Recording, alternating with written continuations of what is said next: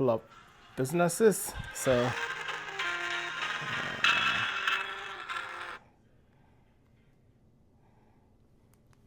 there are a few other things too that I do, like we run projects. We work with a charitable organization where we support youth and people in the trades. So every now and then we're running back and forth. It's pretty quiet here at the office today. We don't have too much of the stuff in. The instructors are on the field with some of the students who had the opportunity to go through the classes. And so I decided to come as promised today to go live. But what we're going to learn today is we're still continuing with the series of the network cabling portion that we started on Wednesday. Yesterday, Christian went through some CCTV stuff, and this week we are going through network cabling. So to take advantage of the light, if you come here, I'm going to bring this up front, and then we're going to spin it around. So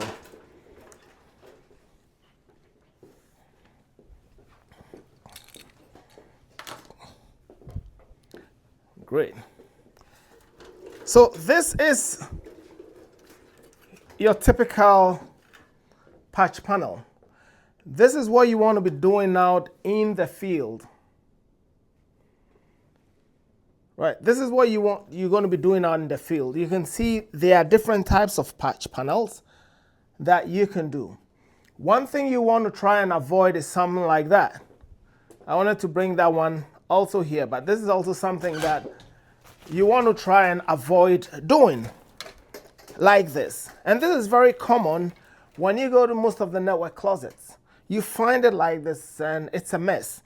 You trying to look for something means you have to start digging around and looking for that. And whilst you're doing this, you're disturbing other users, and some of them could even come out. So even though you came and you tried to fix something from here, just because you were moving stuff around, you could create problems somewhere. So we're teaching students how to get away from this and how not to do this. And as a result of that, this is where we want to be. We want to be here. All right. I want to say a big shout out to each and every one of you for watching. I also want to thank all our sponsors, all our supporters, and all these companies who've been coming and supporting us with all these product brands that we could use them to teach. I want to thank the TSOC, Jet Johnson Controls, CDVI, and the list goes on and on, GSD Group. So this is pretty much what we want to be done in a network closet. So you install the first one, you leave a 1U space. When I talk about a 1U, I'm talking about a 1 rack unit. So every 3 dots or every 3 screws represent 1 rack unit. And it allows you to insert something like a switch into it. I think I have a switch here. So you're able to insert or install your switch to go in here like that. And once you have the switch, you'll be able to connect them to it. But because we are putting 24 ports up here and putting 24 ports down here, what you want to do is you want to have a 48 or a 52 port switch installed here. Ideally, a 52 port switch is going to be better, 48 plus 4. And those 4 are going to be uplink ports. Then you put one here. So what you're going to do is all the cables that are installed on the top are going to be terminated, are going to be patched in here. And all the ones that are going to be on the bottom are going to be patched in here, and so on and so forth. So what we do have here is a couple of patch panels, patch panel designs. We call this the space saver, right? It's a half rack unit. So sometimes you might find yourself that you go to a specific network closet, but then you only have so much space, but the customer wants you to put in more than 24 cables. And that's just all you have. This is where the space saver comes in. So it's a half rack unit. You can put 2 of these in this space, and this will take 24, and you can put. By the way, this one is Keystone, and I'm going to explain. This is a full rack unit, and it's made by a company called Beldin. All these are called modular panels. The beauty of these ones are you can mix and match the type of jacks that you're going to be putting in. So with these, you terminate onto the jack and you plug it in. So let's say this port gets bad. I can just take it out, re-terminate it on a new one, and plug it in. So that is just how it comes in empty. We call them modular ones. This one here is a fixed patch panel. It's a loaded patch panel. I'm going to be flipping it in a second, so I'll show you behind. This is a 2-rack unit, and as a result, I'm able to put 48 onto this one. So 48 different jacks. This is also a modular, but it's made by a different manufacturer. This one is made by Comscope. Comscope, when you're using their patch panels, you have to use their jacks because this is proprietary. Keystones are non-proprietary, so anyone can make a Keystone. I can take any Keystone brand and sure it's going to fit in here. I cannot take a Beldin brand and fix it in here. It's not going to work. But I can take Beldin's version of Keystone, and they call it a Key Connect. I can take that and I can plug it in here, and it's going to work. Even though it's made by Beldin, it's still going to work here. But I cannot take a Keystone made by James and try and plug it into Beldin. It's not going to work. This one is also Comscope, like I said. And the beauty of these are you can choose what categories of jack you want to use. So it could be a 5E, 6, 6A, etc. So I could have the first one here, the first block, or all the blue ones working or being my category 6. But for some reason, I need 6 cables to be category 6A based on the application that I'm working. So I want to use those as the green. So I could run category 6As and terminate them with category 6A jacks and plug them in here. And I could decide to do a 5E and terminate them here. So that is the beauty of this. You can mix and match the color. If you want to stick with all category 6, but you want the blues to be for all your data, the greens, the blacks should be for example, your televisions. The white one should be for printers. The green should be for the cameras. The ivory should be for your access points. You could also color code them beautifully like that. This is also a Keystone, but this is on an angle. We call these the angled brackets. So you could also buy these ones and you could put different types. You could put all your data on the left and you could put all the corresponding voice on the right. This is also another one. It's a Keystone, but let's look at what we can do with this. So you notice how we can put an HDMI, a BNC, an F connector. So this is an F connector, female. And we could have your RCA for audio, video. So audio left, right, and you could have that for video. You could put different combinations in these ones. So that's also the beauty of that. Then you could have here the shielded version of your patch panel. So this is fixed, is the shielded version. Or you could have here that you could just run wires through, depending on what you want to do. But at the end of the day, this is what you want to have. You have 24 ports here, you patch them onto here. You have 24 here, and you have the next 24 below, and you patch them to the switch below. That's just pretty much what you want to do. Now let me flip this around and let's take a look at some of the support brackets that we do have. So starting here, this one has what we call the cable support, and it looks like this.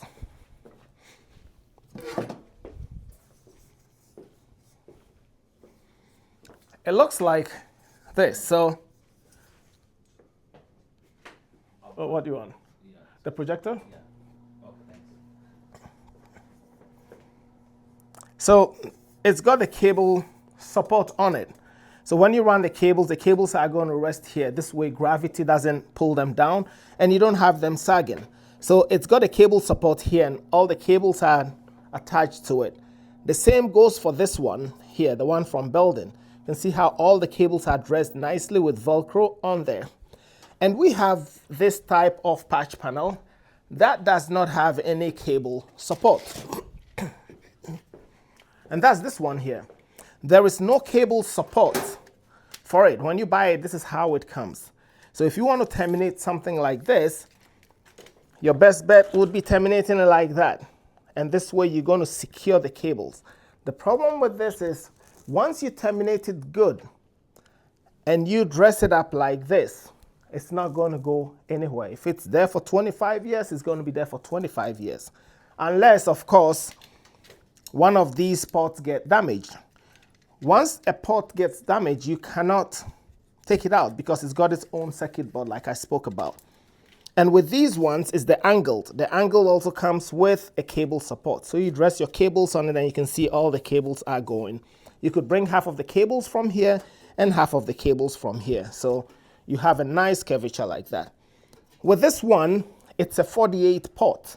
And the 48 is made by a company called Comscope. It also has its own cable support. You bring that in, dress them nicely onto it like that.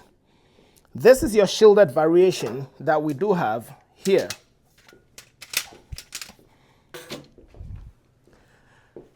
The shielded variation allows you to bring shielded cables. This is just one version of a shielded patch panel. They come in different variations. So when I flip these open, that is where the IDC, insulated displacement connectors, you can see them, they're all here. So you bring the cables, you terminate them here, and you close it like that to make contact with the shielding, so you can, the foil. So you can see this one has got a foil on it. We deliberately expose these ones, but once you finish terminating, you're going to rip off the excess ones like this. That's just pretty much how you terminated a shielded version. One thing I have to say is, anytime you use a shielded patch panel, make sure that shielded patch panel is grounded. You've properly grounded it to the building ground. Okay, so that any excess noise or interference on the cable will be properly grounded. So let's go and see how we're able to terminate something like this that has a cable support. Last week, we learned how to terminate it this way, but this week, on Wednesday, right? On Wednesday, we learned how to terminate it like this. Today, we're going to learn how to terminate like that. So if you're ready, join me and let's terminate. Part of what I'm also going to be doing is I would go through how to properly terminate these onto and make your own patch cables using the 568A and the 568B. So let's get started on this.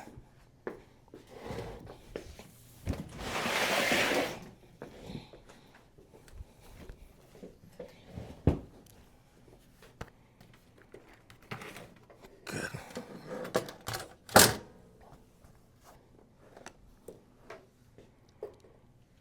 All right, so this was where we were on Wednesday. That was how we learned to terminate these.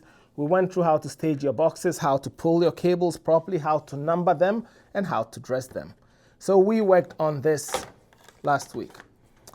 This week we're going to work on this one. So we're going to learn to terminate from 1 to 6. Because we did the first 6 here, the remaining 6, we're going to terminate it here. But let's talk about some of the jacks that we have. So the female jacks, this one is made by a company called Comscope, like I said. And Comscope, they have different types of, oops. Thank you. They have different types of jacks. We have this one here that is loaded from the top. And is the light good? Or we should bring the light closer? Yeah.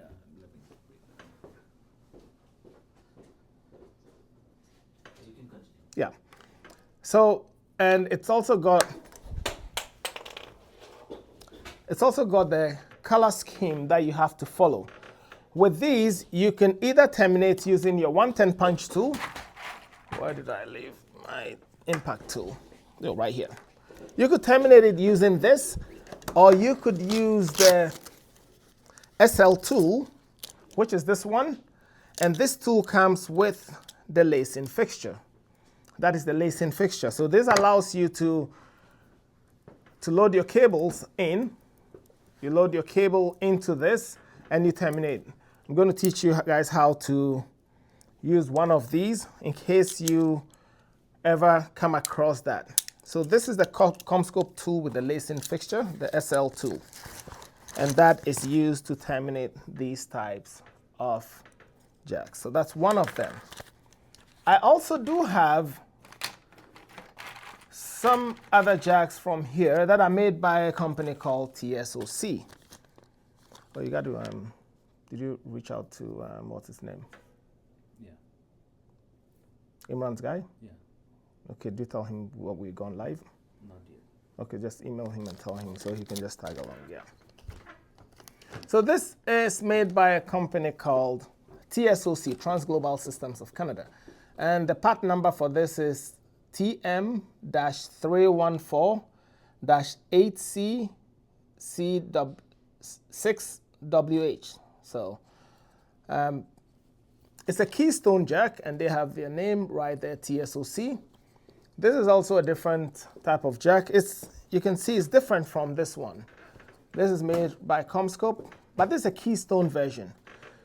Some of the questions you guys might have is, how do I know, or how do I tell this is a Keystone? A Keystone has always got this clip, this release clip underneath here.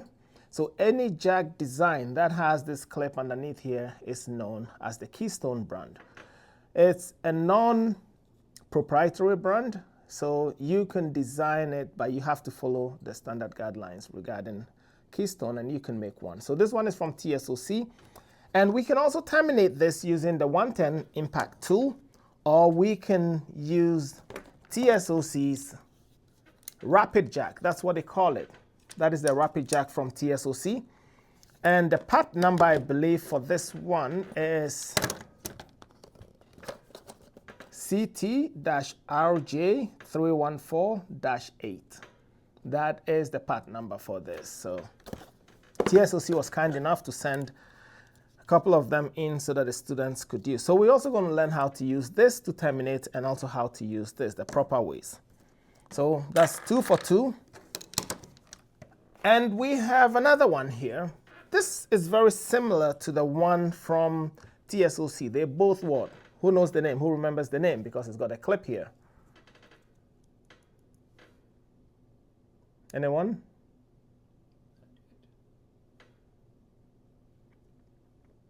Anyone got it? No. Okay, so this is also a Keystone, right? It's very similar. The form factor is very similar. When you look at it, it's got a release clip, it's got a release clip. I can fit both of them into this patch panel, and it's going to work. I cannot fit this one into this patch panel. It's not going to work because this is made by a different company called Comscope. When you look at the form factor at the front, it's totally different. So there is no way I can fit it in here for it to work like this, right? It's not going to work. So if you have a Keystone patch panel, you cannot use one of these proprietary ones. It's a little slow. Now they are commenting Keystone. Keystone, right? Yeah. Can you guys let me know whether the stream is slow? Because today we were supposed to mount the Starlink. We did not have the opportunity to do that. Like I said, all the guys had to go out with the students because we had some interesting projects that we really wanted the students to know. So all the instructors went out, so we couldn't put the Starlink up. Hopefully on the next one, we're gonna put that up. So it's very okay, sir. It's very okay? Thumbs up, that's it, I like it. And this is also another one here. So this is also another style of a female jack, but this is made by a different company called Panduit. And with this, I cannot terminate it with this. Neither can I terminate it with any of these. However, it comes with its own set of tools to terminate it, and that's this one. So understanding the tools you need to terminate specific jacks is very important. So this one is made by Panduit, and you use the EGJT tool. Yep, this is that one. Where is it again? Yes, EGJT. So it's written there. That is the tool that you need to terminate when you have these ones from Panduit. What else do I have? Oh yes, I have another tool, another one from here. And this is also made by a company called Beldin. Like we saw a few Beldins in there. And these Beldin ones, the form factor again is different. You can see they have their own styles here, and the termination is different. To terminate one of these, you need what we call the T-bar, or the loading bar. So this T-bar is what allows you to feed all your cables through it. And once you fed your cables through, you can then put this in here, load it in here before you end up punching down. So again, they also have their quick termination, or you can also terminate these ones using one of these. And we're going to, if time permits, we're going to go through each and every one of them. Let's look at another type of jack. And this is made by a company called Comscope. So the same company that makes this, they make this one too. This one. So when we look at the fronts are pretty much identical. They all have the little notch here and here. So, but this one was the top loading, this is the side loading, right? And once you terminate it, you get to put the retaining clip on it. It looks identical with this, like these ones, like they both look identical. But this one will fit into this patch panel, this one would not fit into. You only have to use a Comscope patch panel. Comscope makes these ones too. And then you can buy that and you can fit that in. And each one has the color coding on both sides. So if you're doing the A or the B, you can follow the colors, and we're going to see that shortly. Again, Comscope, it has two divisions. They have the Uniprise and they have the Systemax. So there are two different tiers of quality products that they use. And this is their Systemax brand. This is their Uniprise brand. So when you look at the Systemax, it's slightly different from this, from the Uniprise, right? So there are different ways to terminate them. Even though this is made by Comscope, I still cannot use the SL tool. I cannot use this to terminate this. It doesn't work. So this SL tool is only for these jacks. All right, so now that I've spoken about the different types of jacks that we have available, there was one also that I wanted to talk about. I'll talk about that one. This is actually an RJ45 male plug like this, but this one is from TSOC, and it's a male RJ45 plug, but it's shielded, and it's a category 6A. So I'm going to talk about that, hopefully, time permitting, using the shielded version of the cable. So now that we've understood that there are different types of jacks out there that requires different types of patch panels and different types of termination methods, let's jump into it and see what we can do. Oh, one thing, I put these things here so I could talk about them as well. So you have some of these, we call them the couplers. They are female couplers like this.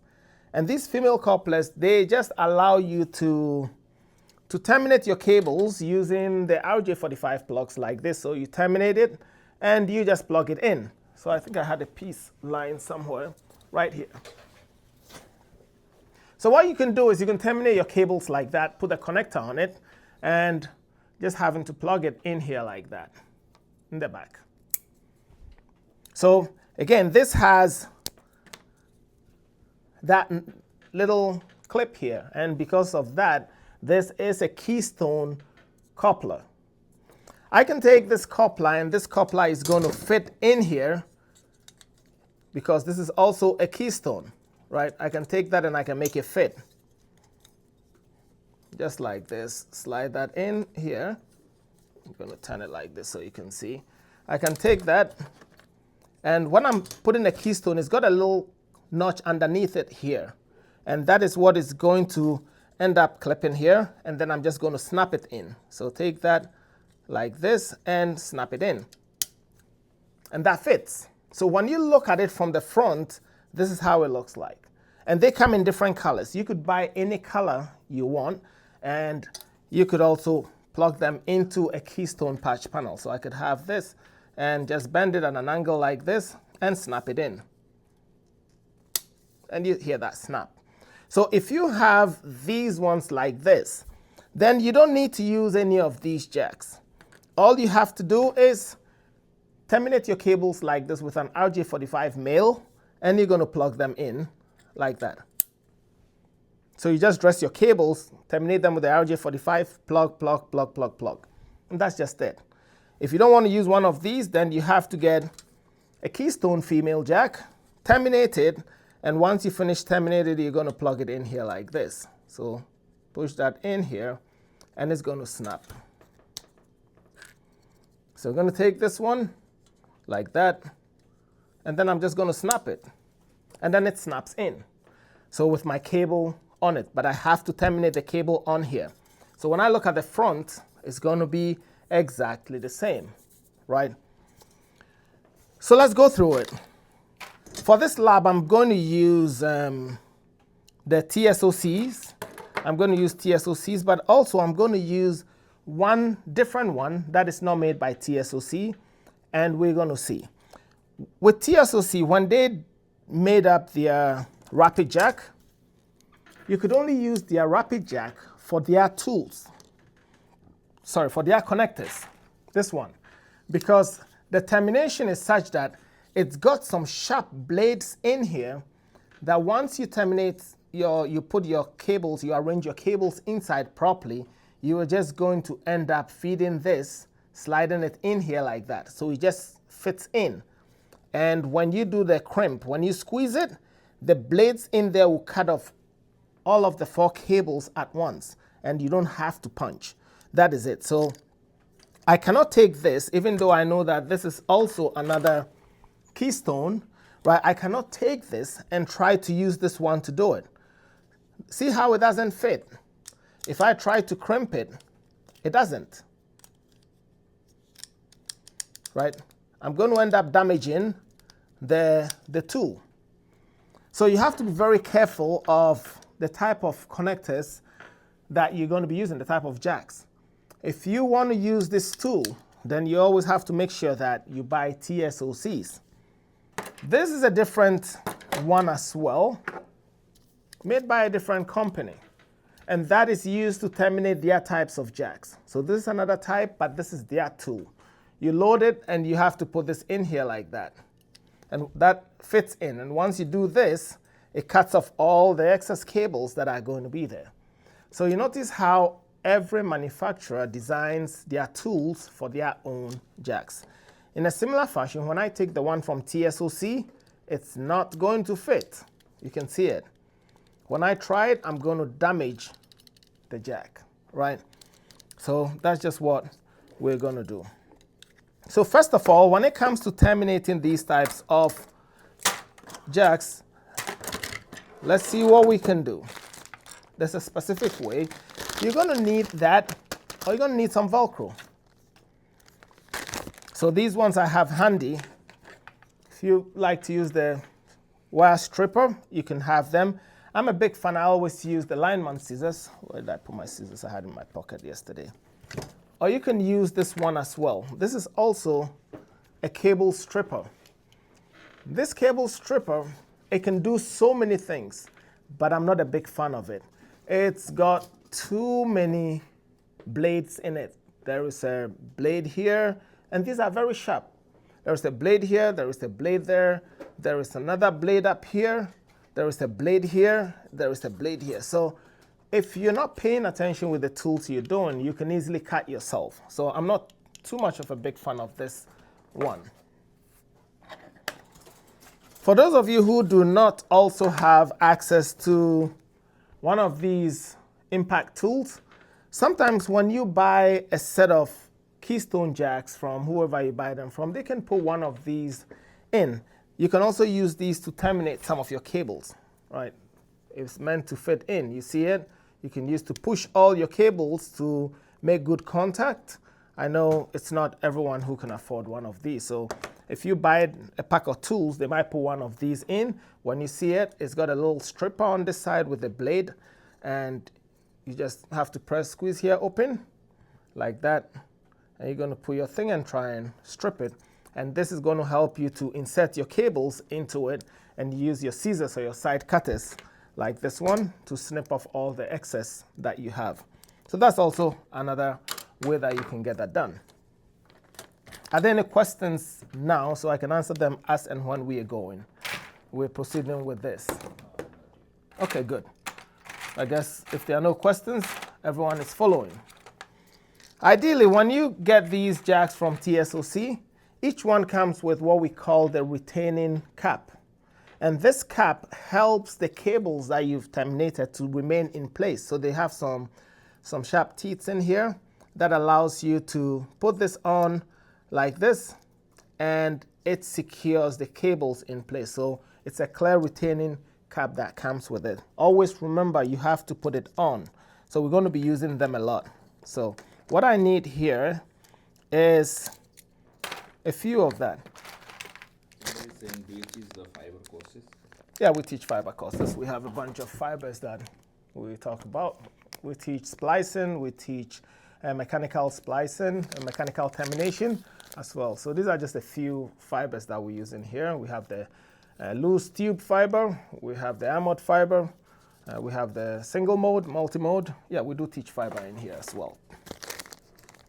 When you buy them from Comscope, from TSOC, TSOC's jacks comes with what we call the dust cap. So after you've terminated, you can determine whether it's a category 6 jack or it's a phone or it's for the data, whatever it is. And you're going to put this cap on their jacks like that. Right, this comes off. And you can just snap that in. It just loads on the front like that. And it's like a door. You can close it and that'll be it. So what this does is it prevents dust. If they're not using that port, it's going to prevent dust from settling inside. So that's just one little fancy thing that comes with it. They're not the only ones who do it. Beldin does that too a lot. And it can still be in place, but you can still put your male jack in. It would fit like that. It just pops up. You can put it in there. So it still works. And you can take that out. Oh, yeah, that's good. All right, so the first step in terminating these ones, let me just make sure I have all the dust caps that I do require.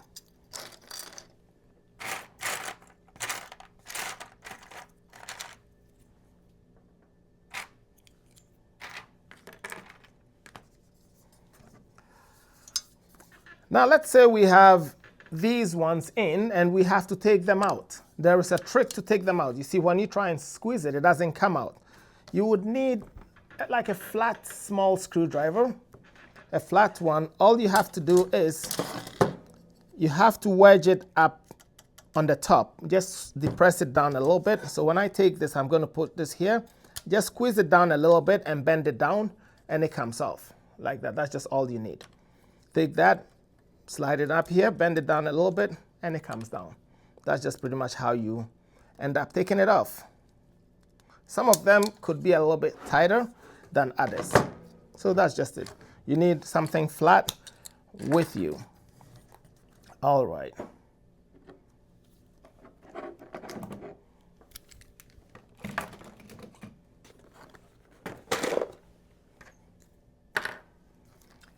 So from the last time, after we dressed these ones, we terminated from number 6 to 12.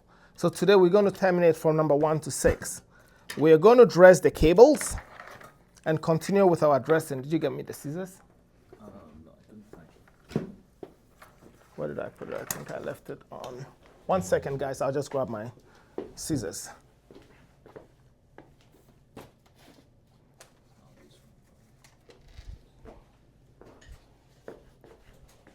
It's here. Yep.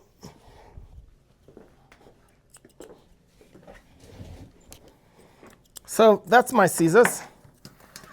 and we're going to be terminating on this, so not that one here. So first and foremost, you want to make sure that your cables are dressed properly. I'm going to end up cutting some of the Velcro to use that to dress the cable before I terminate them.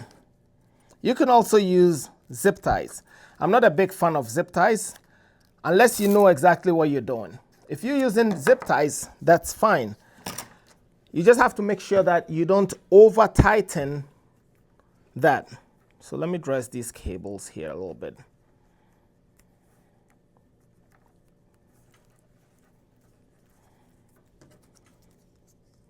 Always you dress your cables first before you terminate.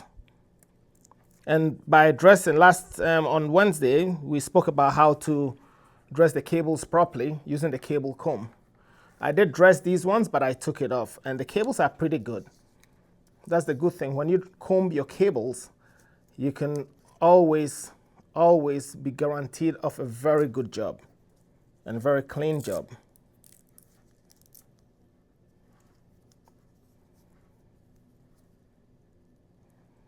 Okay, so here I am with my cables well dressed. Good, so this is what I'm going to do. I'm going to terminate from 1 all the way here. So it could be that my cables are coming from here. If my cables are coming from here, with these ones, it really doesn't matter. With this style, like I said, it does matter. If your cables are coming from here, you got to terminate these ones first. If they're coming from here, you have to terminate on this side first. If I have the cable support like this, it doesn't matter whether the cables are coming from the left or the right, I can terminate either here or here first. So I'm going to assume that the cables are coming from here, and I'm going to try and terminate them here. So what I'm going to do is I'm just going to terminate from what? 12 to 18, whatever it is. So what you want to do is you want to have your cables well dressed onto the cable support, and whatever is left, you're going to cut them and throw them away. I always see that guys terminate it like this, and they try and push the excess cables back. It doesn't work like that in network cabling. You want your cables to be dressed down neatly and cut off whatever you don't need. And you're always going to be guaranteed of a very nice dressing throughout. So what I'm going to do is, with this cable support, you're going to strap them on nicely. For that supporting part, I like to use zip ties, because zip ties, once you zip it, it doesn't move. But once I zip it and I'm done, I'm going to take the zip ties off and I'm going to replace it with Velcro. A lot more people say, oh, it's a waste of zip ties, you shouldn't do it. Well, it helps me. So first, what I'm going to do is I'm going to secure this in place. This way, once I've secured these, my cables are not going to move. It's well secured to the patch panel. So what I want to do is I want to secure it in 2 places, and it's just going to stay there the way I want it to be. All dressed up nicely. So this is what I'm going to do, and it's going to stay like that. And I'm going to end up terminating them here. So I'm going to go through my numbers and do that. So if I was going to go with my number 1, starting, okay, let's say I'm just going to terminate. Let me terminate from here and come all the way. So let's say this was my number 1. Then I'm going to find my cable that is number 1, because remember I have the labels on them. I'm going to take number 1 and I'm going to slide it in, right? Number 1 goes in. I'm going to look for number 2, and this is number 2. I'm going to take number 2. The thing is, I'm going to feed number 2 in. Then I'm going to grab number 3, which is this one, or this number 5. Yeah, this is number 3. So I'm going to grab number 3, that's going to go in. Number 4 is this one. That's all you got to do. Number 5 and number 6. So, well, that goes in. So this is what I have, but that's not it. Now I have to make sure that my cables are well dressed properly the way it's supposed to go. So at this point, I still need to make sure that they're well dressed up here. I'm going to need some more zip ties to hold this in place. Remember, if you put Velcro on this, Velcro doesn't hold it so tight, so your cables tend to move. So at this point, yes, for those who would say that it's a waste of zip ties, well, that's fair enough. But at the end of the day, you got to make sure that your work is aesthetically pleasing. So here I'm going to put another set of zip tie here to hold my cables in properly. At the same time, you are dressing them the way it's supposed to be. The goal here is, if this cable is going to come nicely, you want to have that nice cable curvature like this and going in. You want to have the next one to follow as well. So this is how I intend to have all my cables dressed up properly. This is the opportunity you have to dress the cables. So the next one is going to be this, like that. The fourth one is going to be like this. The fifth and the sixth are going to be like that. And then this. So at this point, I'm going to grab another set of zip tie and I'm going to hook that in to hold everything in place.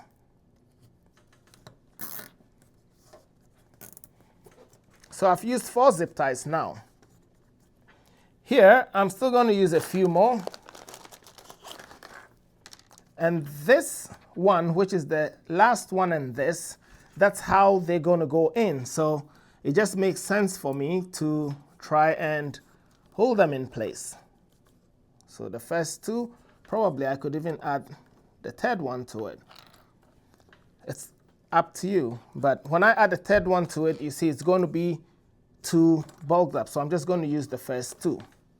I'm going to zip them in place. So that goes in like this. Then I'm going to take the next 2. When you look at the next 2, they're all going to go in like this. So I can grab another set of zip tie and just finish it up nicely like that.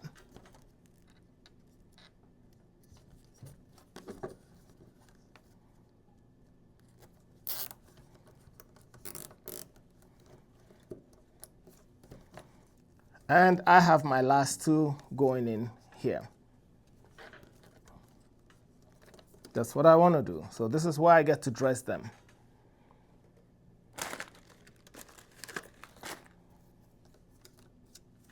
I'll say this one is pretty good. So at this point, that's just what I want to do. So let's take a look at this. My cables are all well dressed. When I look closely, you see how this cable here came and it's just jumping. That's that one.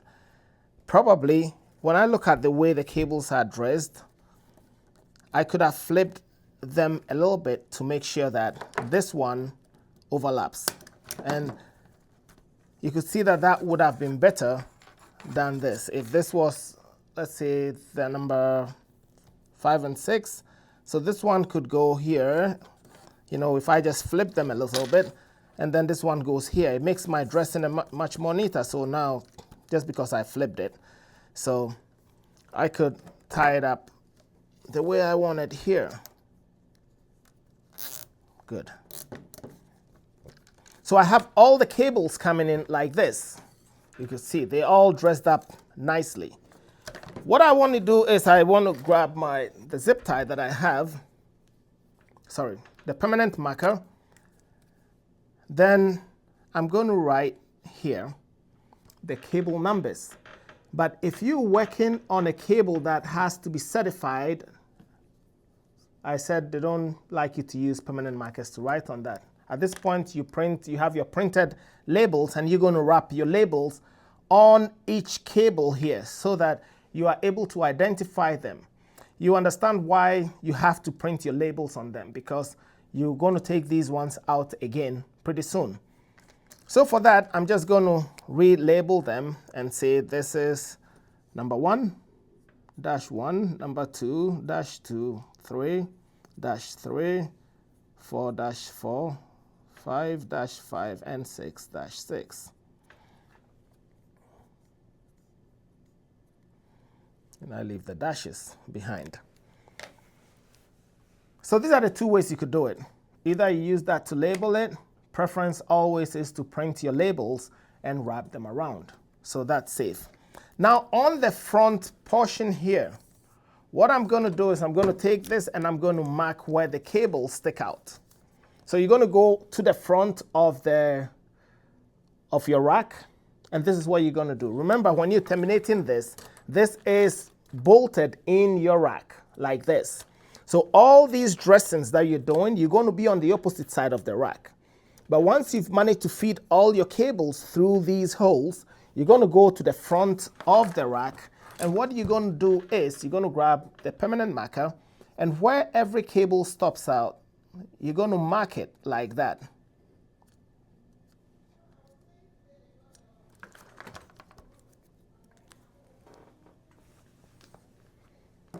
So you're going to mark them. You know, now it shows that I have marked all the cables. But that doesn't mean that that's where I'm going to cut it, right? But it's telling me where every cable ends. We have to also take into consideration the type of connector that I'm using. So this connector, it's the one from TSOC, and it's, when you look at it, it's about 1 inch, right? This is about 1 inch. When I put this, remember that this connector is what is going to end up in here like that. So when I'm terminating my cables on it, I have to make sure I have compensated for this 1 inch that is going to be here.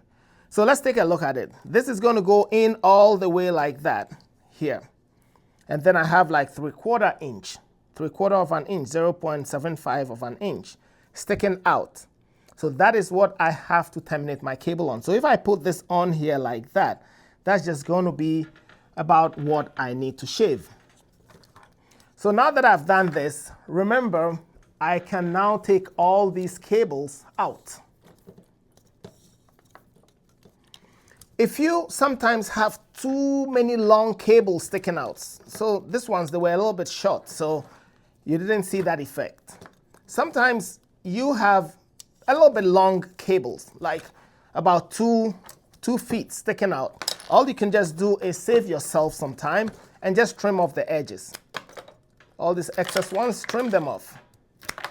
So it's shorter for you to work with, like that. You can just pull them out now. It's very easy for you to pull each and every one out. So now look at my cables. If I did not number them, I don't know which one is going to go in which of the ports. But the numbering was good enough.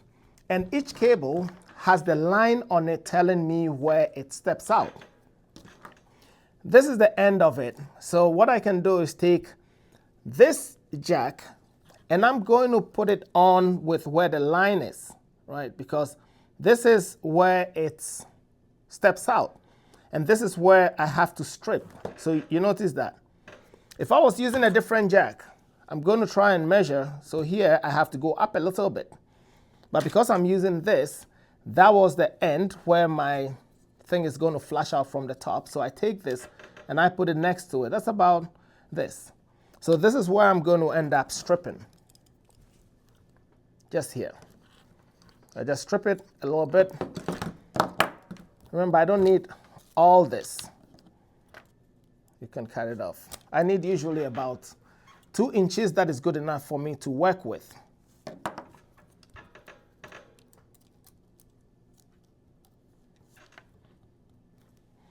Don't forget, let me know what country you guys are watching me from.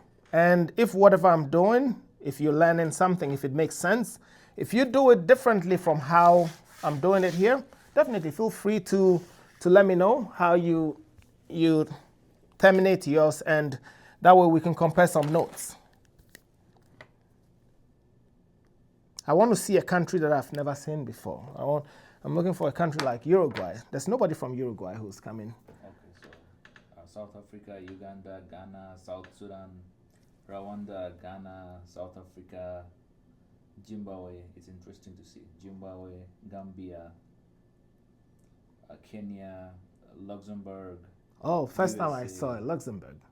Tanzania, Mali, Nigeria, Cameroon, Sierra Leone. Okay. All right. So, hey, my folks Guyana, from Guinea. Tobago. Oh, Tobago? Yeah. That's a new one too. Is it Heaven? I don't know. Where is that? Heaven, Botswana. Botswana? Yeah. Okay, we got a couple of new ones here. Thank you guys for watching. UK, Okay. There's UK as well. Yeah. All right. Jamaica. Okay, so let's keep going. So you guys notice how I did it. So I'm going to look on this jack that I'm using. When you're doing the 568A or B, it's got a color coding on. So for this specific one from TSOC, when I look closely, is that, can you see it? Yeah. So you guys can see that the top says A and the bottom says B. So same one, the top says A, the bottom says B. So if I'm doing the 568A, then on this side, if this starts with a solid green, yes, if this starts with a solid green, I'm going to have my solid green here and the white green. And what next? The solid orange in the third one and the white orange. But if I were to be doing an A, no, sorry, if I were to be doing a B, I have to follow the color coding here. I'm not looking at it.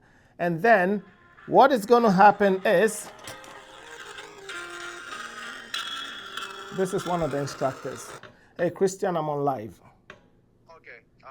Can I just ask you a quick question? Yeah, sure. The second cable they want is for CCTV. It's that employee entrance camera. Okay, so that will go to one of our cabinets. To one of our cabinets? Yeah. Or can I run it next door? Because that's where the main camera system is. Yeah, you can. Okay. Okay. All right. All right, bye. All right, so we got that out. That was Christian. So on here, whilst we're looking, if we're doing the A wiring scheme, the solid green, white green, solid orange, white orange. If we're doing the B, then instead of putting the green here, we're going to put the orange, solid orange, white orange, solid green, white green. That's it for this side of the IDC. If I flip it like this, see, these ones don't change. And one thing that we know is the difference between the 568A and B is just the green and orange. The blue and brown, they never change, which is pin 4, 5, 7, and 8. Pin 1 and 2, 3, and 6, they always change depending on the wiring scheme. Okay, so that's what we're going to do. And since I'm doing the 568A, I want to have the green and the orange on one side and the blue and brown also on one side.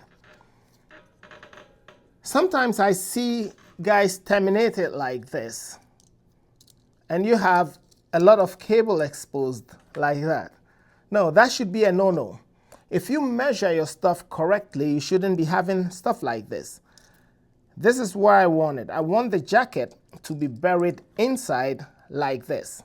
So that's what we're going to do. We're doing the A. So the brown is on the far end. The green is on the far end. So that's what I want to do on the blue and orange. So it's just about cable arrangement. You see how I brought these two close by and these ones, because these are going to be all the way in the bottom. Now I'm going to keep my thumb here, and this is how I just hold the jack in. I'm going to start by terminating the orange. And the orange, what I'm going to do is, because the orange goes first, that's what I'm going to terminate. I see a lot of people trying to untwist all this. I don't spend the time to go and unraveling each and every one of them before I terminate. What I do is I take the jack, the cables, and I put it on like this, right? I put it on like this because I know the solid brown is what is coming here. So I just lay the cable in such a way that the solid orange is all the way on that far side. And I put it on the ridge of the cables here. Once I put that with my finger, I hold this tip and I just do it counterclockwise, only 1 or 2. 1. You see, when I just did it, it's opened that space for me. And once it opens it, all I'm going to do is I'm going to slide it down. And that's it. I don't have to untwist this. At the same time, I maintain the twist in there. The next one is going to be the blue. I'm going to do the same thing. I want to have the blue, so, right, with these ones, it's a little bit tricky. So it's not always that you're going to be lucky. So you keep that on, you just do it 1 or 2, it opens up, and you slide that in, like this. This is what you want to have. Then the next one is going to be the solid green and the white green. So when I bring this close by, at this point, you can see that this is what it is. So I'm going to keep my thumb on. You see the way I've positioned it, that the green is the one closer to this place. So I'm just going to keep my thumb on it here. You got to do some handwork here. And you just hold this end and you twist it like this. It takes some practice. And once you do this, it opens up and you just slide it in with that, right? The first couple of times that you're doing it, you're going to feel that your fingers are hurting a little bit, but that's okay. You get used to it. And the last one is going to be the orange. And I'm going to take that, put that in here, take that, just open it once, it opens up, and I slide it in. So this is how you want your cables to be terminated. When you're using the TSOC like other ones, it's very easy. And you get a very good connection. So at this point, that is where the rapid jack comes in to do its magic. This one. You can either use this 110 insertion tool, 110 punch tool to take the blade off. You have to twist this like this, flip it open, and you get the blade. And at this point, the blade, you just drop it on top, just try and spin it around. You see it's going to fall in, and you give it a quarter turn, like that. It locks in place. It doesn't fall out. So that's good. And at this point, I'm going to try and punch it down for it to do it. So let's see. There's a little trick to punching down. When I was demonstrating last week, I always like to cut away from me, right? To do that, I have to make sure that I can secure this firmly. But remember, if you're working with this up, you don't have a flat surface to terminate on. So this becomes a big challenge. And if you put it in your palm and you're trying to punch down, this could slip and then you could injure yourself. So ideally, if you want to do terminations like this on the rack, it's always better to use a termination tool like this, like the rapid jack or the speed termination tool, like these ones or these ones. These ones are also good because you're not inserting any force on the IDC like that. You're not inserting any force by then damaging the IDC that you have in. So at this point, I'm going to use this from TSOC. We call it a rapid jack. All I have to do is, I can see the blades are up here. These are what are going to do the cutting. So as a result, when I'm positioning this in, I want where the cables are going to cut to face up. So I'm going to take this like this, and I'm just going to slide that in like that. And once it goes in, I can crimp. It's always a good idea to double check your color coding before you do it, because here you measured precisely. If you make a mistake, then your cables are going to be short. So always double check before you end up crimping. So I take that, just slide it in like that. It fits in. You could see it sits in nicely. And all I'm just going to do is one squeeze. One squeeze, it cuts off everything. You saw that? Everything just fell off. Like that. The cables are nicely terminated. Everything just fell off by one shot. So once I'm done, I'm going to take the cap and I'm going to put the cap on it like this. And the cap fits. And it's done. So now I'm going to do the same thing for number 2. This is the number 2 that I have again with this. This is the line. So now we understand why those lines that I drew are very important. And I'm going to do the same thing for this. So this is going to go like this. Ideally, I'm just going to take that and strip about here.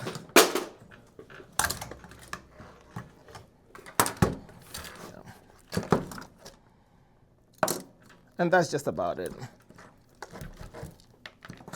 So I'm going to work a little bit faster on this, but if you did not get the trick and you want me to slow down and do it again, just let me know. I'll slow down and I'll do it again so you can get it. If I'm moving at an okay pace, let me know. So same thing, I'm just going to grab another set of jack and I'm going to do the same thing. I'm terminating the green and the brown first. So green and brown, and I'm going to do the blue and orange. So these two are going to be like that. This is going to be like that. You just want to arrange them properly so that it's easier for you to do your terminations. So the blue and brown, that's going to be here, and this is just what I'm going to do. Place that in like that. Notice that because the brown is the one going, I left these ones on top. I always like to work in a faster and a much more efficient way. So just position this one here and just go like that. Just split it in and it fits like that. That's one. Take the blue, do the same thing, put it here. Just there. And you take this, untwist, 1, 2. It opens up and I slide it in like that.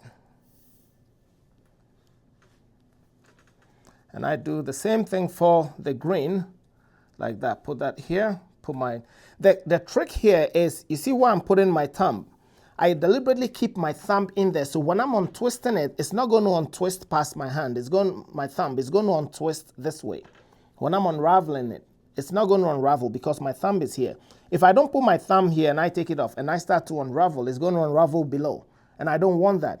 For every termination, you want to keep the twist within. So I keep it here, and that is where it's going to stop. I do this, and because I kept my finger there, you see it's how it's unraveling at the top.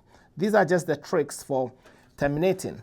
When you look closely inside, I still have my twist in it. That's what you want to do.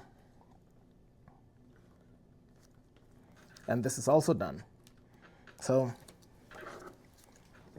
you can go through this and go as fast as you can. The goal here is don't have these caps on when you're terminating because it has to go all the way and seat properly. That's what I want to do. Always make sure it's all seated. Double check your color code and then put that on and just terminate it. Slides in, give it a nice squeeze, everything falls off. That's it. Take the next cap and put the cap on it. The cap only goes one way. So let's see. If I try to flip it like this, it's not going to. You see how it's sticking out? You just have to put it the right way. Like this, and it fits. And it gives you a flash mount on here. So then I go to the next one. I'm not terminating them in any specific order. I can terminate all of them because I have the numbers on. When I start to feed them in, then I have to put them in a specific order. So here I terminated 2 of these ones on here. What if I was using one of these ones then, right? Something like this. So let's say the last 2, which is number 5 and 6, I'm going to terminate them on this using one of the RJ45 males. That's what I'm going to do. But let's look at another type of speed termination tool that is used by this one. I'm just going to do one of these and show you how this one also functions. So this one also comes with its own cap. When you look at the cap, it's slightly different. This cap allows you to do something that this one wouldn't do. The difference being that with this, what it did is you can install it at a 90-degree angle. And this is just why I want to show you what this one also does. So I cannot use this one for terminating that. I have to use whoever manufactured this jack, I have to use their tool. So I'm going to grab the next one, so which is number 3. And I go through the same process. Lengthwise, you got to measure. So here, this is where I'm going to strip my jacket. I don't need that much, so I can just cut that off. And I can strip it from here. Take that off. Remember, anytime you do it, I'm making it look so easy. I just put this on. You see how it's not moving? I'm not squeezing it. When I take it, you don't see any damage on like that. Do we have to switch mics? Yeah, no, it's fine. Okay. Yeah, there's other mic. Other mic? Yeah, just like this, the old one. So notice how I just leave it like this. All I have to do is, this scissors has some serrations on it. It's different from your regular home scissors. This one will cut through copper like nobody's business. See how it just goes through. And there is a specific way that you hold this. You don't hold it like your regular scissors. If you hold it and you're trying to cut this, it's so difficult. By the time you're done, your fingers are hurting so bad. There's a reason why they designed it like this. So you keep your middle finger in here like that and just let this portion rest between your palm. So whatever you be doing, you're going to be using the energy of your palm to try and do the cutting. So that's just how I hold it. If I want to split the tip open, I just hold it like this, right? I let my middle finger do the opening for me. And once I have this in and I want to cut it, look at, I'm using the force between my palm to do the cutting. Just a slight squeeze and it cuts off. That's just all I do. So if I want to strip it, all I want to also do is just let this sit on it like this, and I just wrap it around slowly like that. I don't squeeze it too much. Now let's take a close look. You see, it just made a mark on it. We call it scoring. It just did score a little bit on the jacket.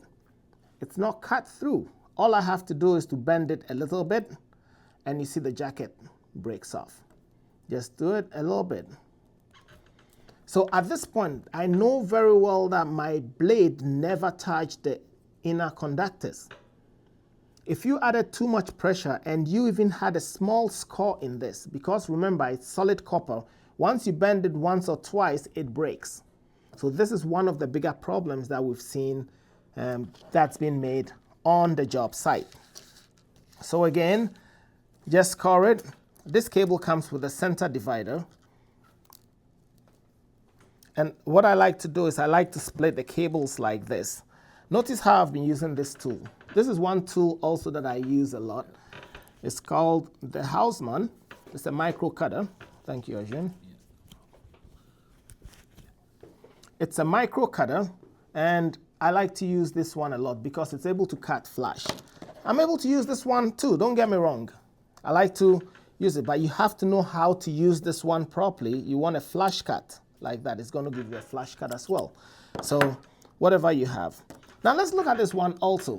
This one you have something different. Let's look at it. It's always good to pay close attention to the designer. Whoever designed this one, they're both Keystones. On this side, I'm able to terminate the green and the orange. But on this one, I can terminate the green and the blue. So it's always very important that you pay attention to which cable is going where. That is the A and this is the B. So if I was terminating the A on this particular one, then the white green is the one that's going to come first, followed by the solid green, and the white blue, and the solid blue on this side. On this one is going to be the solid green, the solid orange, white orange for the A wiring. If I was doing the B, I'm going to have to follow the colors on the bottom. So it's going to be a solid orange, solid green, and white green. That's just what it's going to be. When I flip it the other way around, like this, let's take a closer look at this again. So on this side, if I was to do the A, on this side here, that is the color code on the top that I'm going to follow. So it's going to be a solid brown, solid blue, white blue. On this one, it's going to be a white brown, white orange, solid orange.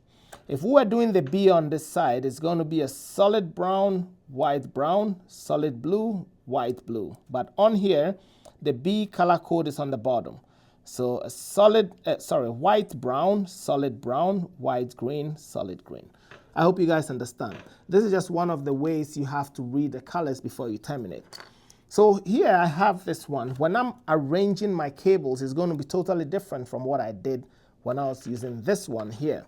So I know that with the A termination, I need the green and the blue on my left. So green and blue together is going to be on my left, and then I want the brown and orange to be on my right. That's just how I separate my cables. And I do the same thing. I want the cable to fit in here. Also, one thing to note, these cables that we're using are category 6 cables. So definitely I want to make sure that the jacks that we're using are all category 6 jacks. How do you know? You can always just look on the cable and it will tell you what category it is. Let me just try and find it on this one. So here it will tell you it's a category 6 cable. It says it right here, category 6. So since I'm using a category 6, I got to make sure that the jacks that I'm using is also category 6.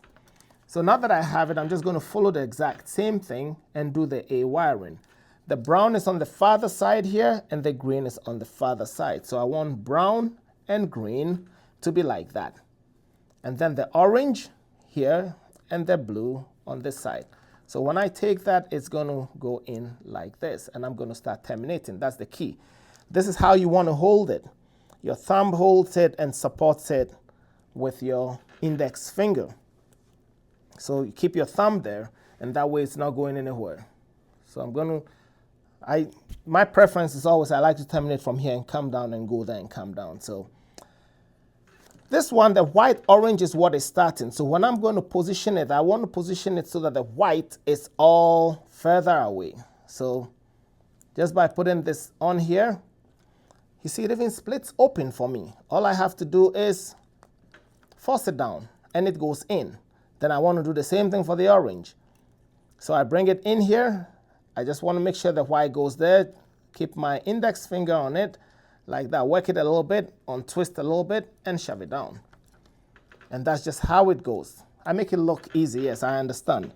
I know that I make it look easy. And I want to do the same thing for this. I don't want to twist my cable, so this is going to go in further. But then the white has to go first. So I position it in such a way that the white is closer there. Put it on, unravel it, it opens up, and I slide it in. And I do the same thing for the blue. Bring the blue, keep the thing there, untwist, it opens up, and I slide it down. So that's just what I do. You can see how the jacket is nicely fitted inside. So all my terminations, when you look at it, they look so nice and clean. Everything is inside. No exposed cable. So now I have this.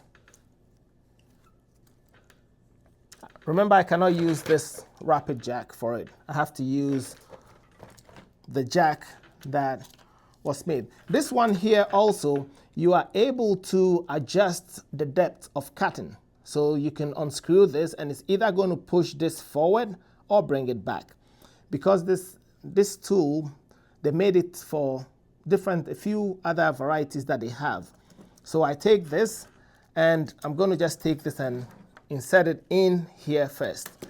This portion is going to go in. So like this. I hope you guys can see. So I take this like that and I just insert it in here like that. See, once it goes in properly, let me just fix this again because I'm trying to point it to the camera. So if you can work the camera so that I don't overbend the cable. Okay, so this is it, so I don't have to. So all I want to do is take this and let it slide in like that. Once it fits in, you see that this cable here is the tip of the jacket comes out and all these are in it like that. So once I start to squeeze, you can see the blade, right? The blade on both sides. So all I have to do is just keep squeezing. Once I squeeze, see, it cuts off everything in just one squeeze. And once I take it off, I can pull this guy out. And it's also terminated. So this is just another way I can use it. So now let's look at this. This can go on both ways. But when we look at this, there is a groove here. And that groove is always supposed to face the cable. So I'm going to take that and put it on like this. The reason for these guys are, there are times that your cable is going to come through a wall or on the wall, and you have to do a hard 90. What they're trying to avoid you doing is bending this cable on a hard 90 like this, right? Because you're putting a lot of stress on this part of the cable. So what they've done is they've made it easier that you can just lift this up like this. When you lift it up in this way, you're not lifting the entire jacket. It's just the termination of the loose strands, right? These loose strands, because they're flexible, you can bend these ones. But when the jacket is on, then you put a lot of stress on the cable. So this one allows you to do a hard 90 on it like this. So if you have a cable coming down and you want to put it through the wall on the faceplate, you have your faceplate and you want to put this on at a hard 90, this one allows you to do that. Just one of the different varieties. And it keeps varying from manufacturer to manufacturer. So I'm going on to number 4. I'm going to do the same thing. I'm going to grab one of these once again and just do the exact same thing. This time I'm going to use white. The colors really don't mean anything. It's just a matter of your preference, what you are terminating and what your end goal is. I'm going to take and use a white one. Where is it? I got to take the cap off. Oh, you know what? I'll use the blue one because I used 2 white ones here, so I'm just going to use the blue one. Oh, somebody's asking like, what is the black termination tool? This one? Yeah. Oh, it's called a Rapid Jack. Rapid Jack is made by TSOC, and this is the part number. You can Google it. CT-RJ314-8. Did you get it? Yeah. Okay, perfect.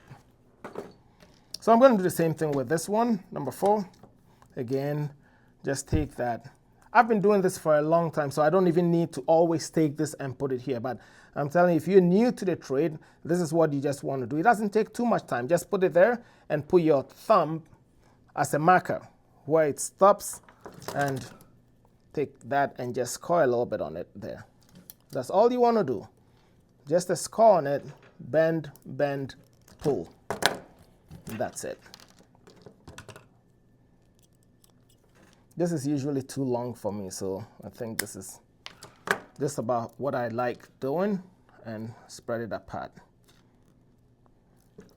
And then I can cut it. I put it on like this before I cut.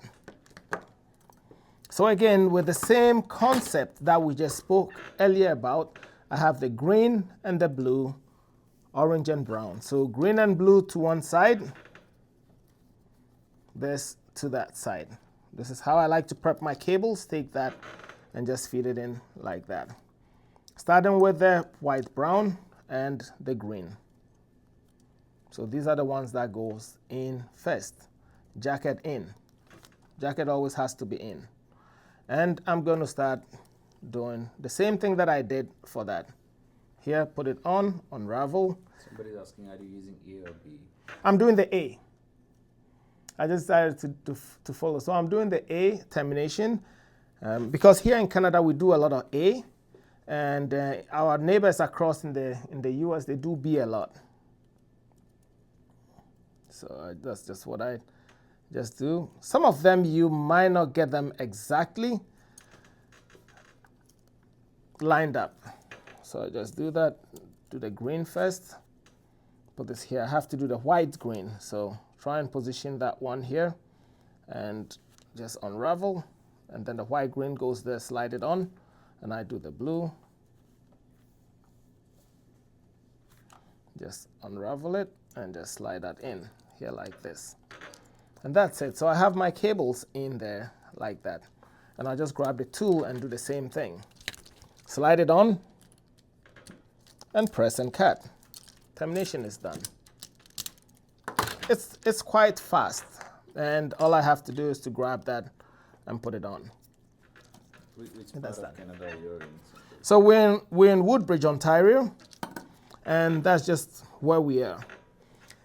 So the last ones that I'm going to do is I'm going to terminate using these ones. So I said the first 4 we're going to go in here as number 1, 1, 2, 3, 4. That's where these ones were going to go, like this. And in number 5 and 6, I was going to use one of these ones, the couples. So I'm going to install the couples to go in. 1, 2, 3, 4, and I'm going to put this one here. You just bend it a little bit. Make sure this clip holds into it. So 1, 2, 3, 4, 5 in here, and just bend it. Just lift it up a little bit. You can hear it snap in. 1, 2, 3, 4, 5 here. Just let it lift it up a little bit. You're going to hear it snap like that. That's just what you want to do. And then same thing for this one. And let that snap in. So I have these two. This is going to go in here. Remember, guys, that's how this is going to go in. And that's supposed to be the end. But at this one, I'm going to put one of these on. One of these, I'm going to put one of these ones on. And the next one, I'm going to also terminate one of these using the boot on. So these are ones that you can put the boot. These ones, you don't put no boots on. This one with the boots are pass-throughs. So which means when I'm terminating, the cables come all the way out. But this one here, it's a non-pass-through, meaning that the cables are not going to come out. So I have to be very precise with this one when I'm crimping. These ones, cables are going to come out. If you're going to do power over Ethernet, I strongly advise against using the pass-throughs if you don't have the right tools. Because for compliance sake, if you don't terminate properly, you're going to end up damaging the devices. So I'm going to do the first one, which is the non-pass-through, which is number 5. So again, I'm going to follow the same principle. This is how I want my cable to be. And definitely, this is going to go all the way in to the jack. But I don't want to have it like this. I want to have it nice and clean. Remember, this I want to always stay here. So this is how it's going to happen. And this jack is going to go in like this. So if this stays here, this is what is going to go in, like that. Okay? So at this point, this is where I want to measure the jacket. So that's where I'm going to start. I'm going to take the jacket up from here.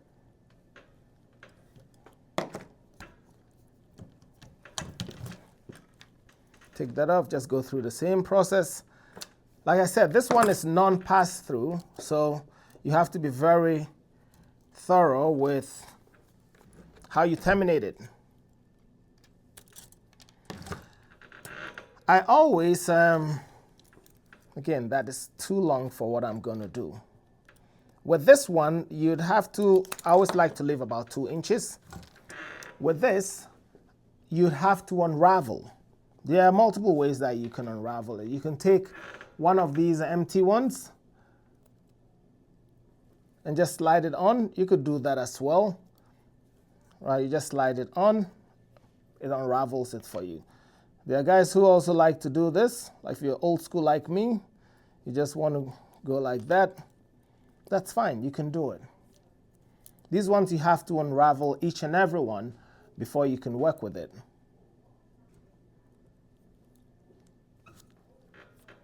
Or you can do the same thing too. Whichever one.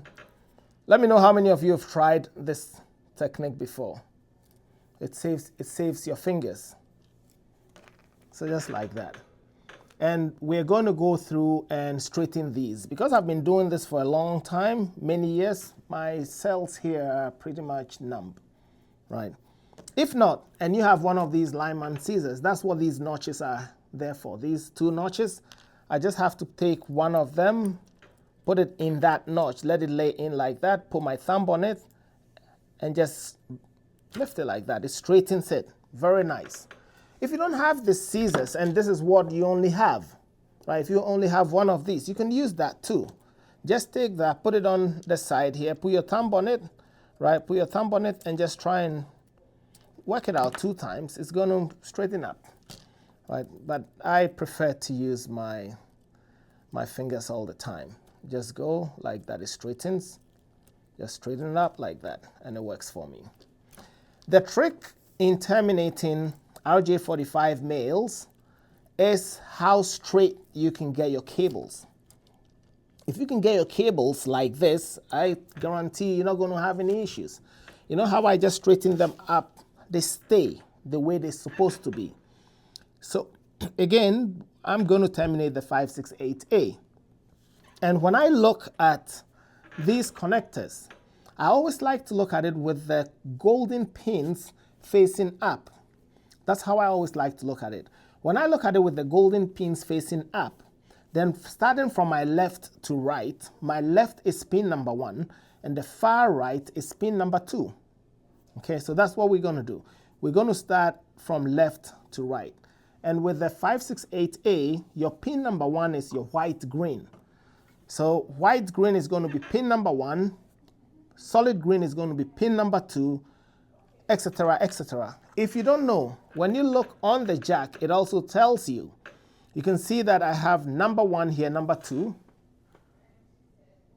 Yes, you can see number 1, number 2. So it's telling me that if I'm doing the 568A, then my pin number 1 is going to be white green, and my pin number 2 is going to be solid green.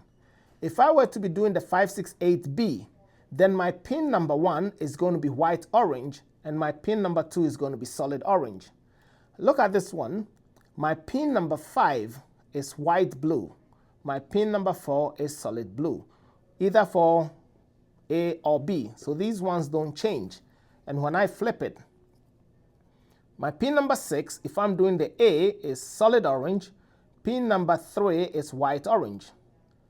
The B, pin number 6 is solid green, and number 3 is white green, and so on and so forth. That is for this one. You can see the same thing on this one as well. So I have the 568B here, and you see that this is number 5 and 4, 7, 8 for either A or B. But on this side, it changes.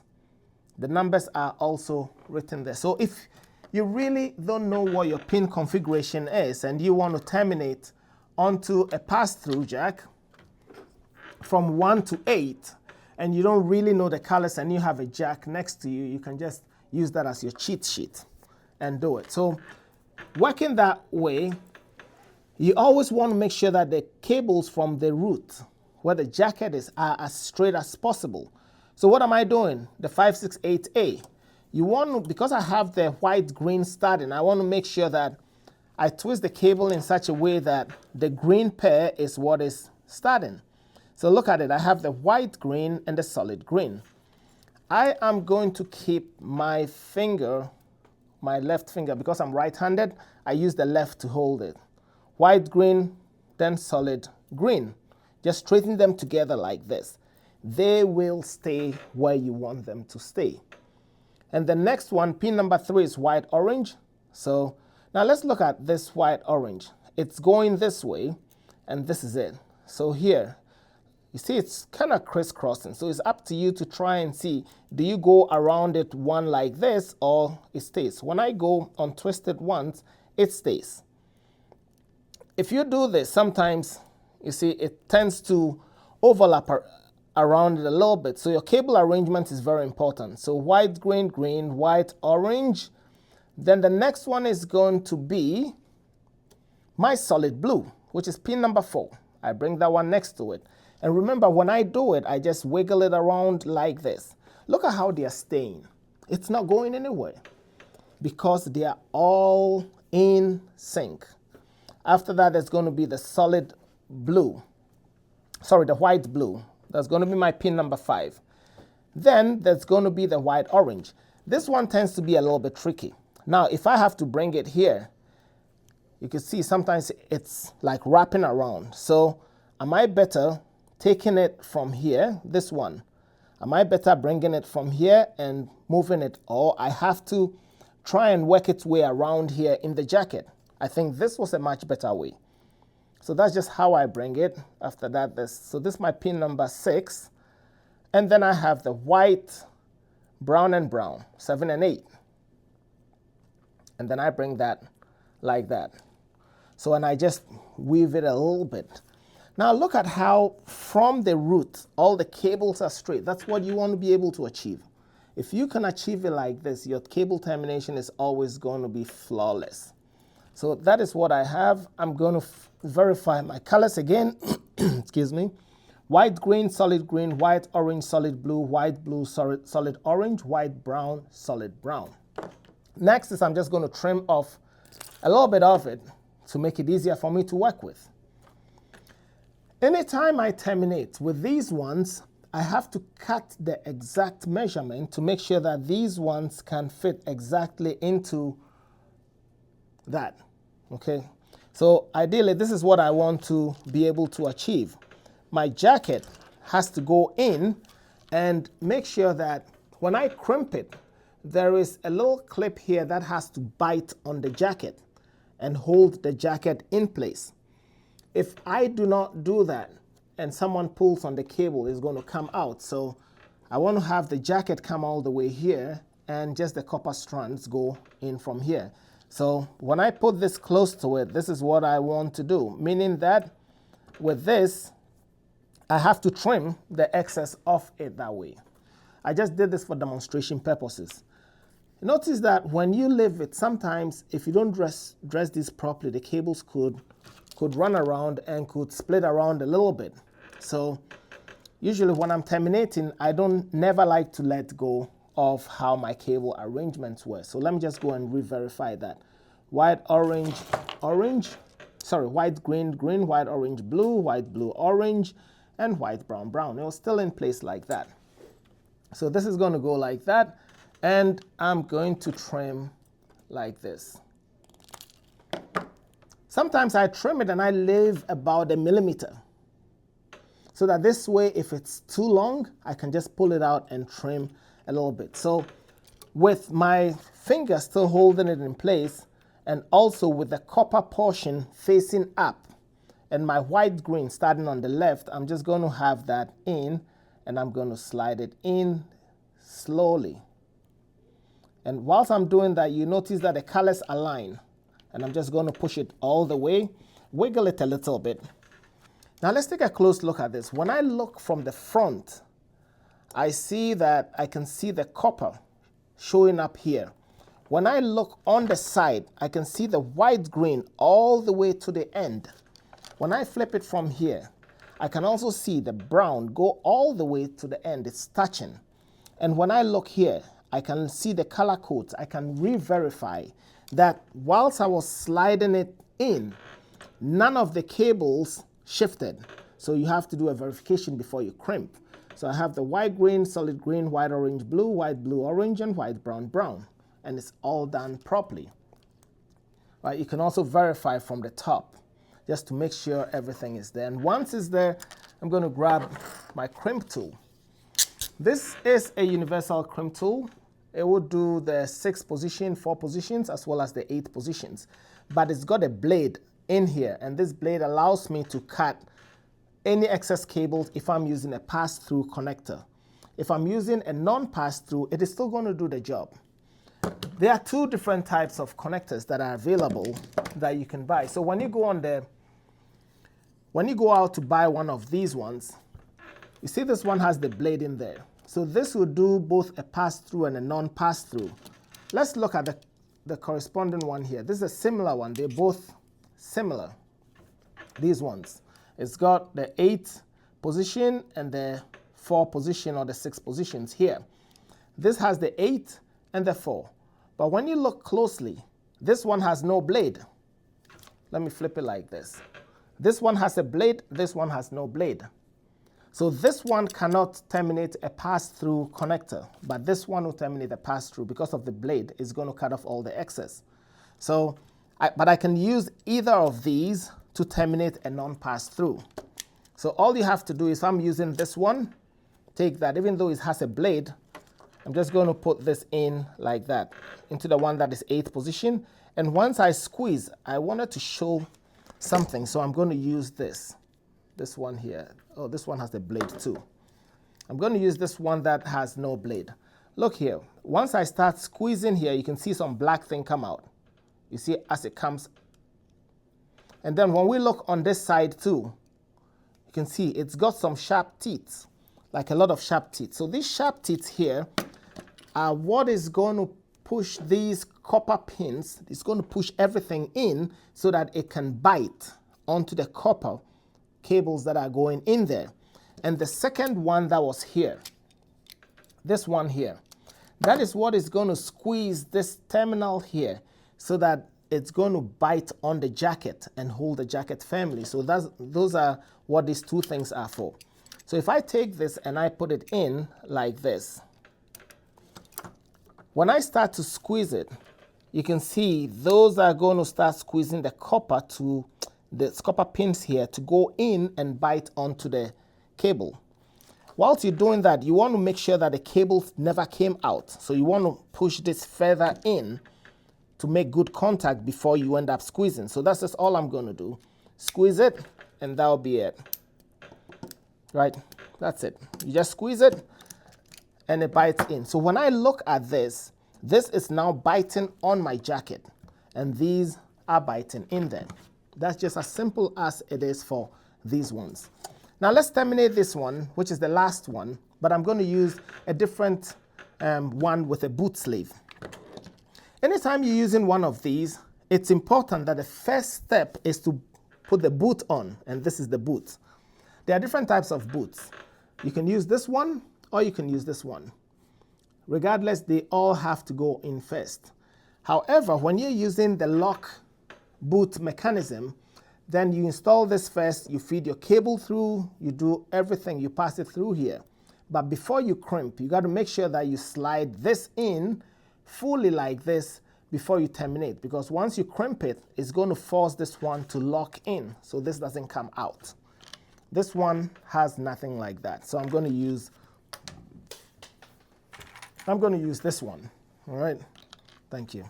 So first, slide the cable through the boot. That's your step number one. You're going to measure how you want the cable to rest on here. So that's here. I'm going to strip it off. Don't need this excess. I'm going to cut it, strip it from here, bend it, and do the same thing. But this one is a pass-through jack, so let's see. The preparation remains the same. Still going to do the A. So first of all, I'm going to unravel each and every one of them.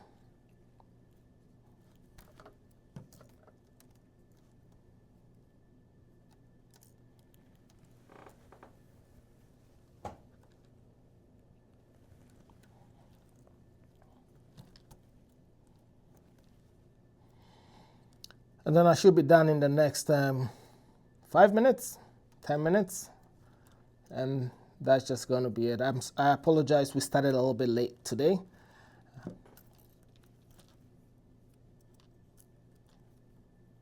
And then I'm going to do the same thing here, unravel the green.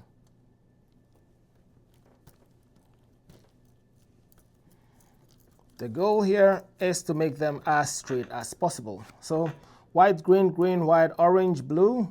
So white, orange, and the solid blue, and white, blue, and orange.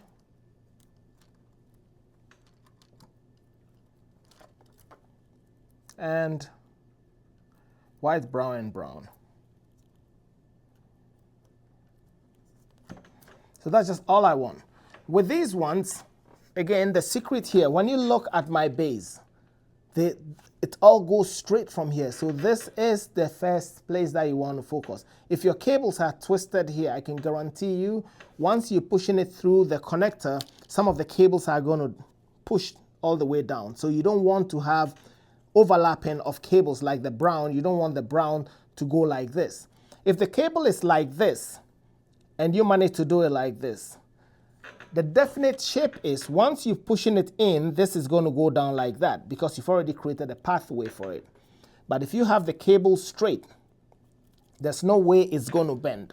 So here, that's the trick that you want to utilize for this. I always want to make sure that from the root, my cables are straight. White, green, solid green, white, orange, blue, white, blue, orange, white, brown, brown. With this, all I just need is the top here, because they are uneven, I'm going to cut here. like that. With this, I don't really need to do any measurement because the connector that I'm using is a pass-through. I'm going to align this on like this and start to feed them in. And whilst I feed them, the cables come out of the connector. You could see that.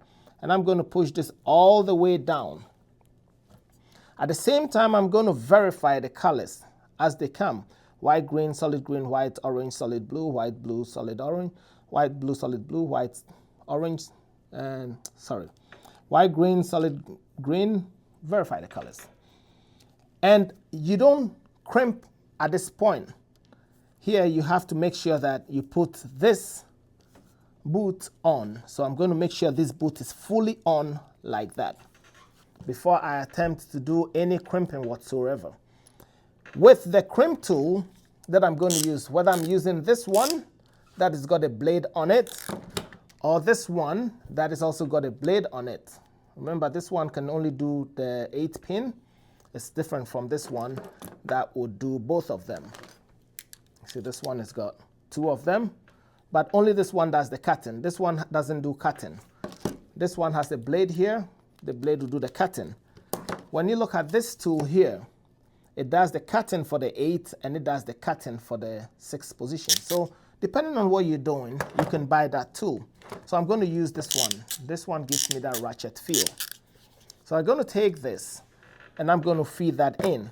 Ideally, I just like to trim it a little bit shorter for me so that I'm able to guide it properly to go through that, right?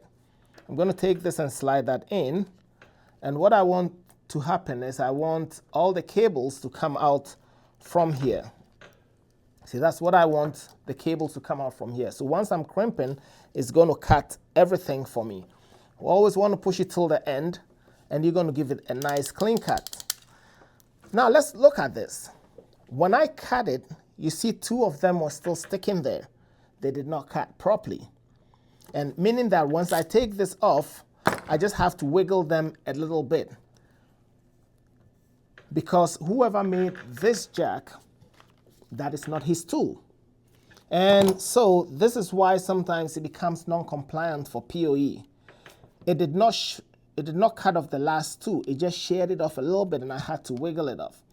So imagine that it just sheared it a little bit and now you have these 2 connectors touching at the ends. When you're going to power up a PoE device, you're already having a short on the tip of these ones. So you have to be very careful. Well, so now that I have terminated all the different types of cables that I had, I can start plugging them in. I knew this one was number 6. All I had to do is plug number 6 in here like that. You see how it maintained that. Take number 5. Number 5 goes in here. And that is dressed. This is number 4 because I have the numbers on it. So I just take that one and then I try and plug that one in here like this. Put that in and lift it and it fits. Next is number 3. Do the same thing. Number 3 goes in like that and it fits.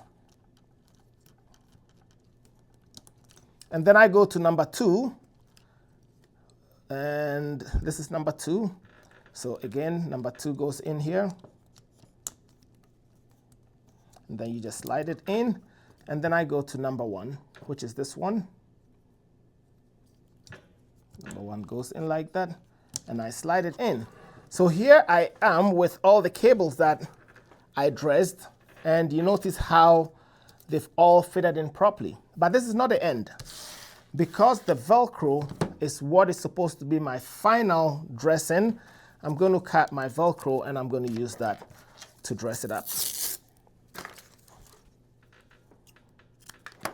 So on here, I'm going to put a Velcro to secure it.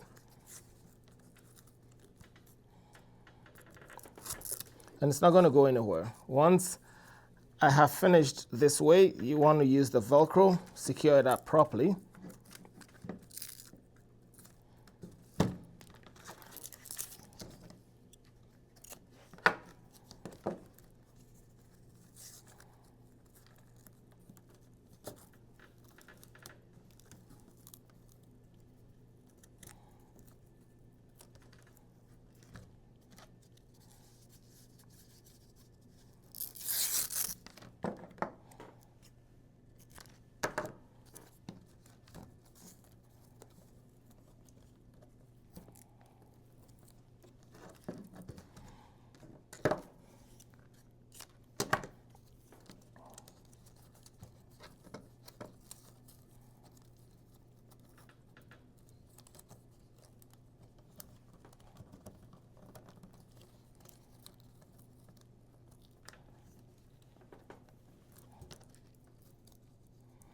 Now I can cut off all these zip ties that are here. Cut off, cut, and just cut everything, take them off, and I just have to cut these last two and that one.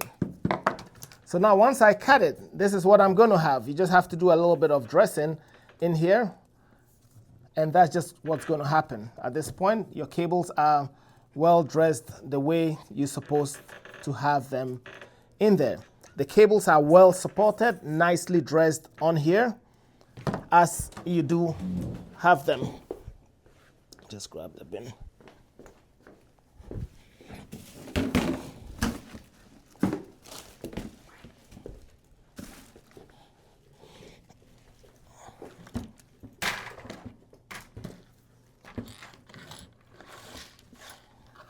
Just gonna take all these ones and dump them in the bin.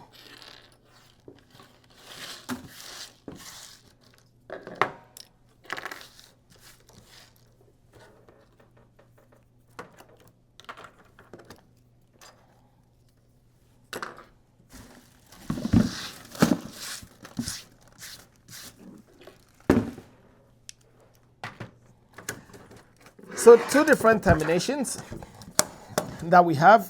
One was dressed like this. And you notice that with these ones, once you dress them up nicely like this and they're on the panel, that's it. These ones, they have the cable support, so gravity is not going to work. It's not going to act on these ones. So the next thing you want to do, you see how we use multiple colors. I can differentiate the colors by saying anytime I see the whites, they're going to be for my telephones. If I see the blues, they're going to mean something else. The purple could be for either the cameras. This could be for all my access points. So this is just how you go along and you can terminate all your cables. Your cables are going to be dressed nicely on the cable support. So, well, folks, I hope you guys learned something from terminating on different types of jacks. If you have any questions, just let me know. It's about 2 hours now since we started the live, and I want to thank you for watching. Any questions? Not yet.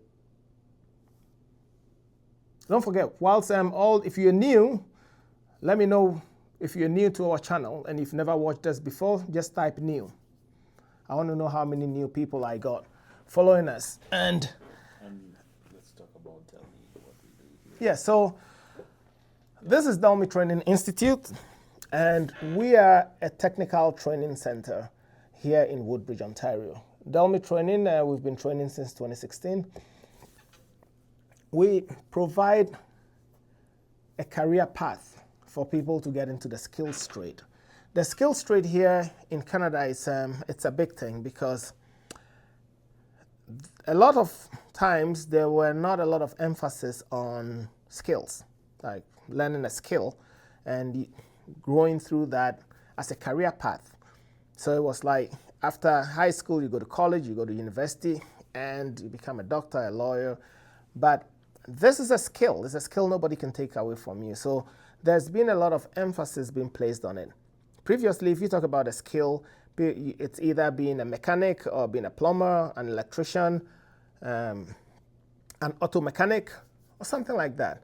But there are so many pathways of the skills trade, like network cabling, it's a skill. Electronic security, it's also a skill. Under electronic security, we have CCTV installation technicians. We have access control installation technicians.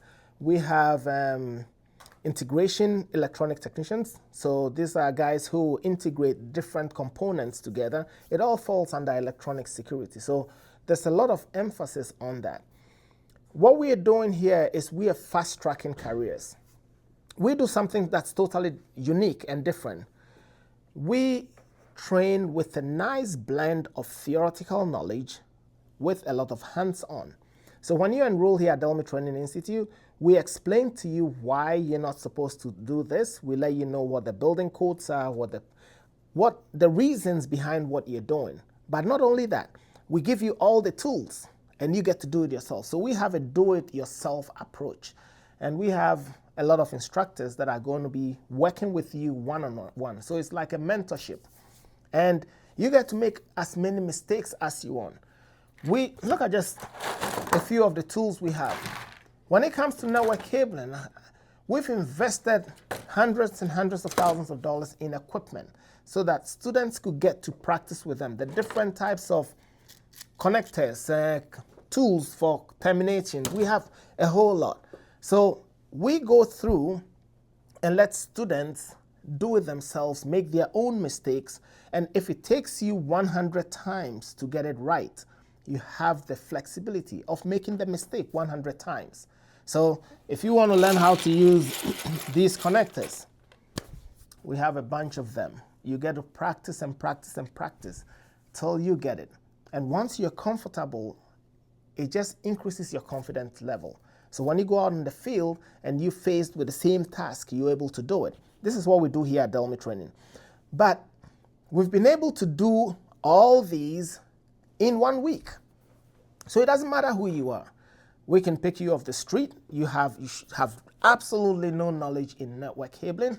We can bring you in here. We would have a nice blend of theoretical knowledge. We'll explain the whys and the knowledge behind that, and we'll give you the tools, and you get to do it yourself, right? So that's what we do here, and we do it very well. We also offer courses on CCTV. So all our courses are 1 week. So you can just take a vacation, especially for those who want to transition from one career to another.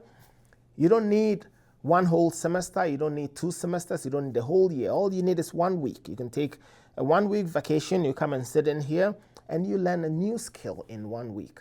So we have another course called CCTV Installation Technician. We work with over 14 camera brands. So we walk you through the different types of cameras, IP cameras, analog cameras, the different types of recorders, analog and IP, and we also talk about a hybrid video recorder.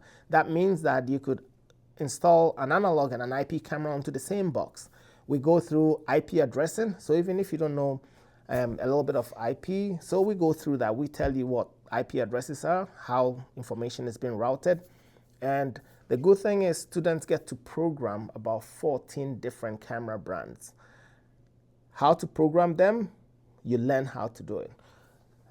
After you've programmed 14, you find out that there's a trend in programming IP cameras and how to discover them and identifying the type of cameras, understanding what data sheets are and how they're applicable. And then you get to connect all these camera brands you've worked with to different video recorders. So some of the products we work on here are GSD. GSD is one of the products. It's a camera and a brand. We talk about a lot of AI integration as well in the cameras. We have Axis cameras, we have Avigilon cameras, we have GeoVision, Hikvision, Dahua. You just name them, we have them. So students get to play with all these cameras, connect them to the video recorder. And all this is done in 1 week. So after that week, you really know a lot more about IP. And the third course that we offer here is electronics and relays. Asking, what about Hanwha? And he wants to know, like, where is it located? Who?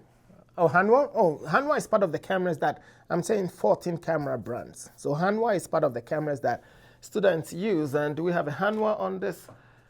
These are just a few of the camera brands that we do have. Is the Hanwha part of this? So Hanwha is in the toolbox.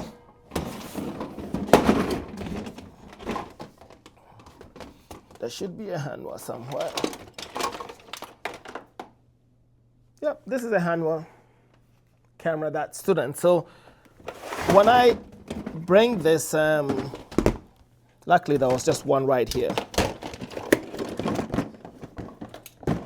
Aside these cameras that are here, students get to work on Axis cameras. These are Hikvision cameras. These are Dahua cameras. These are UniView cameras. So UniView cameras, this is the WiseNet Hanwha. This is, who makes this? These are gray market cameras. You know, like some of the cameras you buy that has no name on it. So these are some of the gray market cameras that students work with. We have this also a Hikvision. This one is a GeoVision camera. So there's a GeoVision, different makes and models of cameras. We have some PTZ cameras. We have some analog cameras. It's just a whole lot of cameras. Like these ones here are made by, who makes these ones? I think GSD makes these ones. Yeah, that's the GSD. So you get to go through a lot of them. And the good thing is every student works independently. So if you sit here, this is one student's desk, that's another student. You have your own bin and all your cameras. We provide you with a laptop for use in class to learn how to program them. So like you're not sharing anything. This work, you get to do it by yourself. This, you get to do it by yourself. The guy here gets to do his own thing. So that is for cameras.